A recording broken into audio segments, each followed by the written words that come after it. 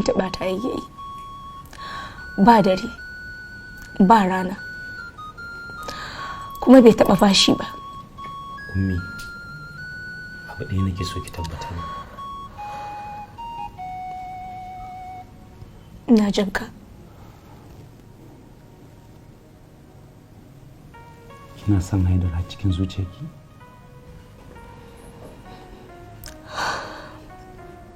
Bintalo za ta bar gidan nan domin ganinta da nake a cikin nan ƙara bakanta min zuciya yake, don haka za ta bar gidan nan.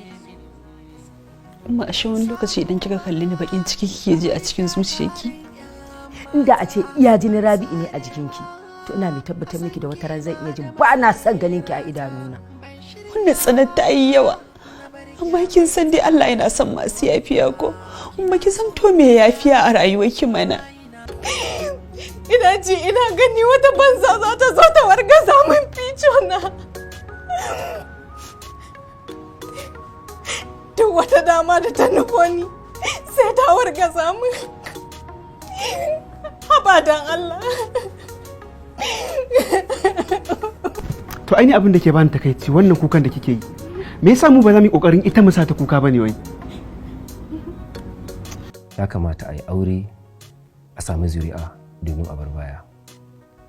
Barin baya mai kyau shi yake sa a tuna da mutum sannan a yi masa addu'a.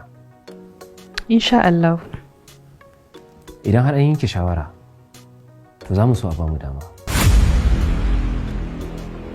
To duk da dai na san ba za ki so ki zauna a ƙauye ba, to amma za mu gina miki gida irin gidan da kike so domin ki ci gaba da zama inda kika saba. No! Rabiu! I can't do that. Aljan, sai wasan mana bara. Bana ma ya dawo. Menene? Baba. Kai, gaya mu. Me ka taka kuma me kake ji da shi da zaka shigo har office ina kana mu rashin hankali? Gaya mun kai nake tambaya. Me ka taka? Abin da nake gadara da shi shine na san abin da ke damun ka kuma ina da masaniya dangane da bidiyon da aka tura.